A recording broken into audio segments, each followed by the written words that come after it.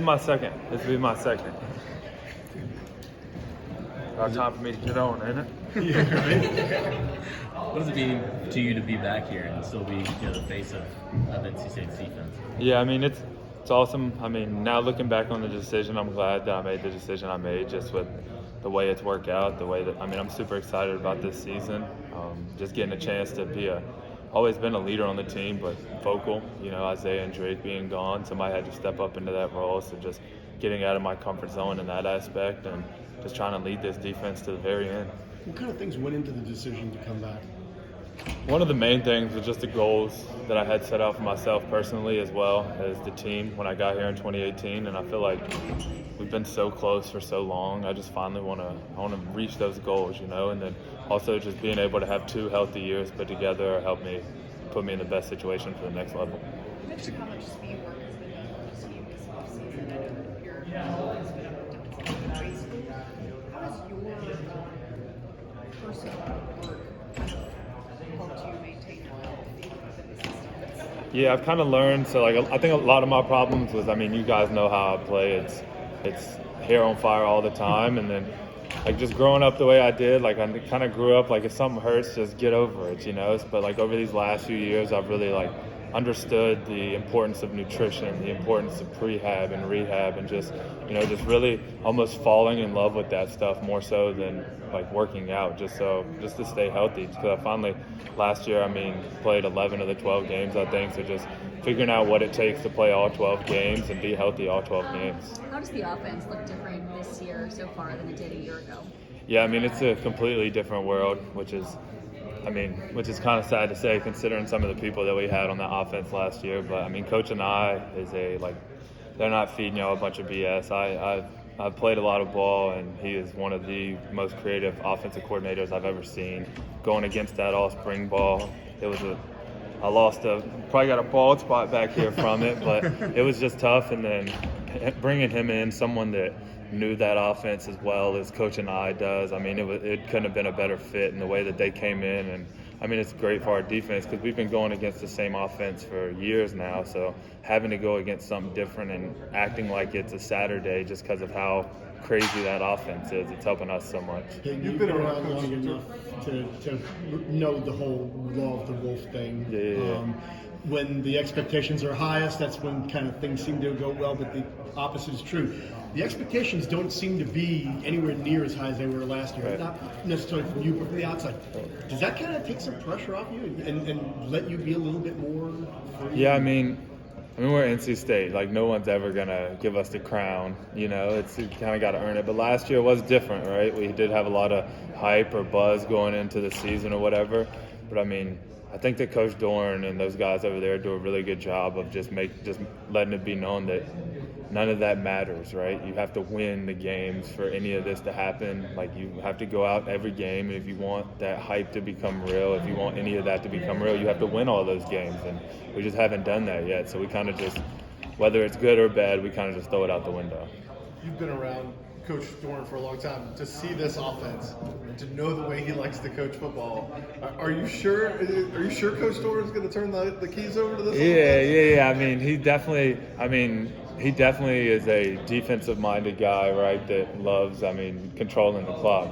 But it didn't work, So when you have someone like Coach and I, who in my opinion, we had the best defense in the ACC last year, and Coach and I torched us when we went to Syracuse. So when you have somebody like that, you just, no matter what you want, you just got to give him the keys, And I think that he trusts Coach and I enough, and at the end of the day, it's Coach and I's offense, so he knows it the best. You have to check, make sure the same Coach Dorn is there after he brought it in? Right. You said one of the main reasons why you wanted to return was having the chance to reach all those goals that you haven't attained at this point. How attainable do you feel like those things are heading into the season? It's college football, so anything can happen, but, I've learned over a while it takes both offense and defense. So, if both of us are clicking on the same page, it doesn't really matter who we're playing. I think we can beat anyone on that field, but it just takes a matter of both sides of the ball, as we've seen in the past. I know, obviously, you guys haven't started fall camp yet, but how good do you feel about the guys that are going to be around you at the linebacker position now? Yeah, I'm pretty excited.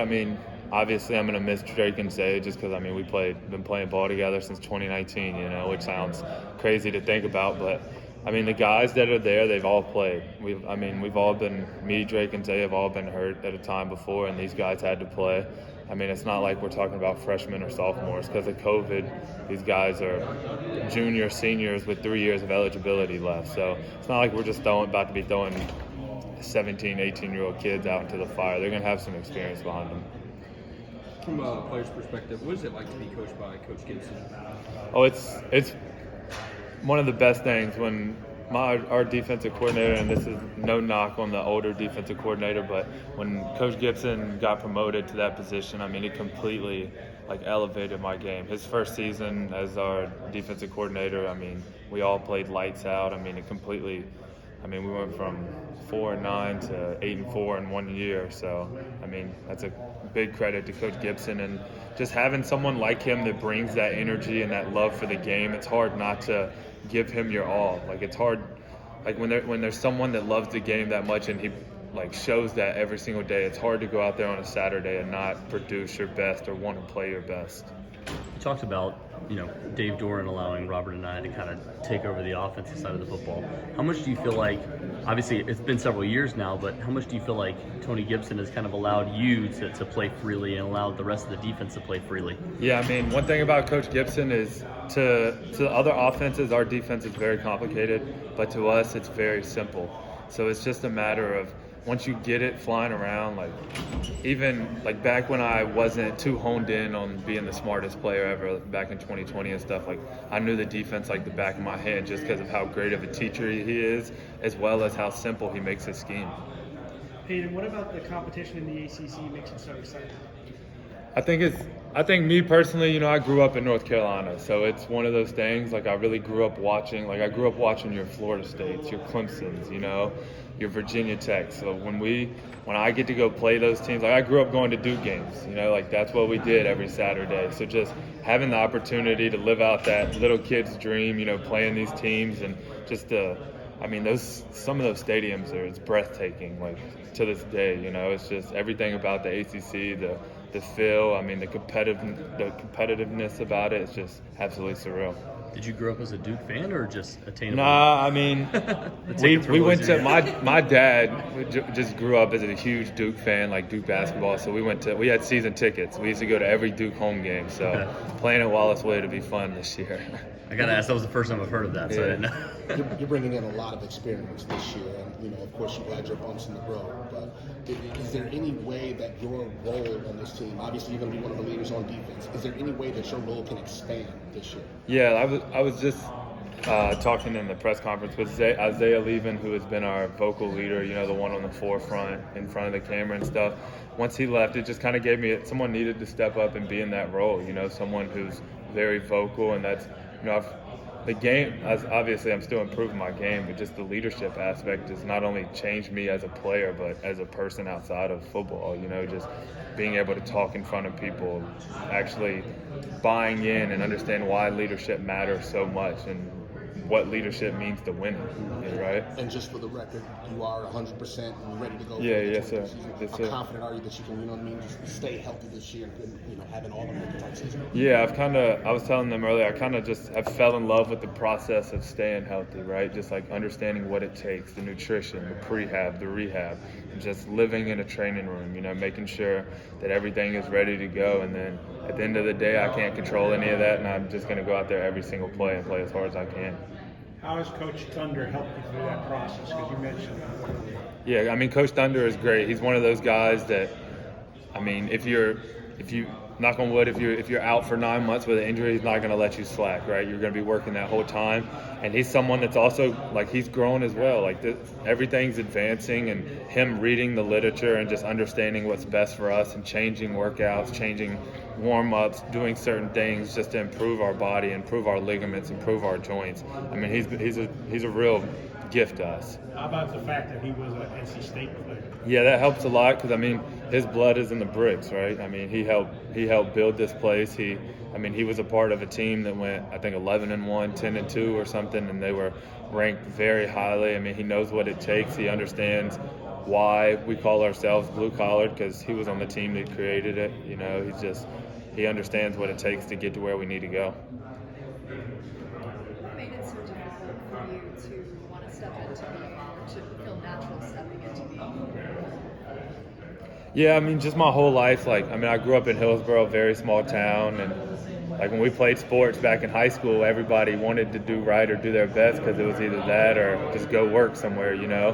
And so, like, I don't know, when I was younger, I was just kind of oblivious to it, and I never wanted to be like in that spotlight. Like, I used to just want to play ball, and that was it.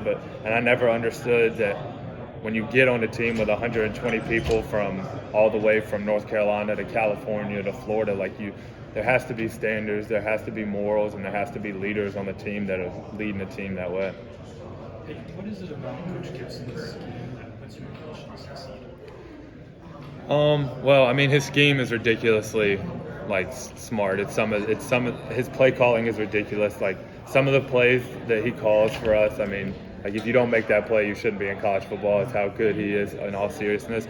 But it's just like how Brennan was talking about Coach and I, how free you feel. In Coach Gibson's defense, there's not one play, there's not one snap where you feel like a robot. At the end of the day, it's so simple. You should know what you're doing 100% of the time. But if you don't, and you're playing 100%, he's not barking at you. All he cares about is speed, violence, and effort. One of the things about one particular last year against Texas, I think it was the first play where they sent you on a blitz and you didn't sack the quarterback when you hit the ground. Yeah. I think that was the first play you come back from missing a game or two. Yeah. How much did it mean that they called you right away to kind of show that, like, we believe in you to go make this happen? Yeah, I mean, it was pretty cool just because, I mean, I hadn't played ball since the Mississippi State game the year before, you know, so, I mean, just getting that confidence back and Coach Gibson understanding that all it was going to take is just one simple hit, I mean, it meant the world to me that he still had that confidence in me. After that play, were you kind of like, okay, yeah. Yeah, like, let's go. Like, everything's ready to go. Let's roll. Yep. Payton, you had a chance to make a positive impact on the field. You've been an education major. How is that, like, shaping into the young man that you are right now? Yeah, so I did education because I actually want to get into special education. So that is actually one of the biggest reasons that I am who I am today. Just growing up, and I wrestled in high school, and my head wrestling coach he ran our program in high school, and just being around some of those kids, and I mean, it really changed my life. It changed who I am as a person, and I don't take things for granted. You know, the simple things in life, like the ability to walk or the ability to talk. I mean, it's just certain things in life that we all take for granted that we shouldn't, but it's just humbling being around people like that.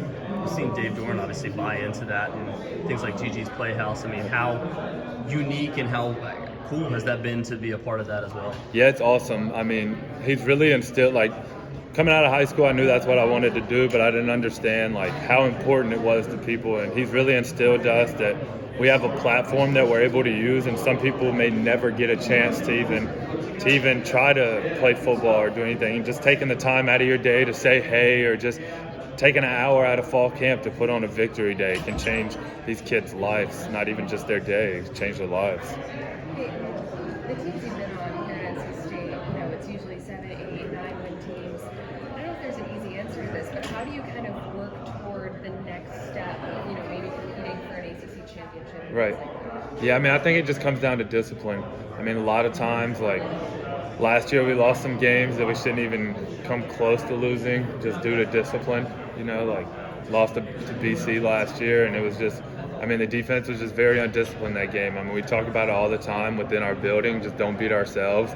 But it sounds a lot easier than it is, but stuff like stupid penalties, not executing certain stuff that we execute all the time. It's just, championship teams do everything in a championship way, and until every single thing across your program is done like that, you won't get there.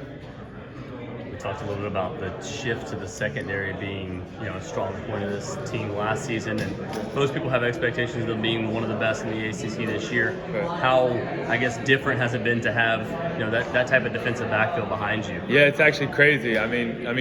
You could think about, even before I was here, there was always a run-stopping defense, So to have that, it's like almost like a safety net behind you, right? Like, it used to be, woo, here we go, But now when they throw that ball up, there's a good chance that we're going to come down with it.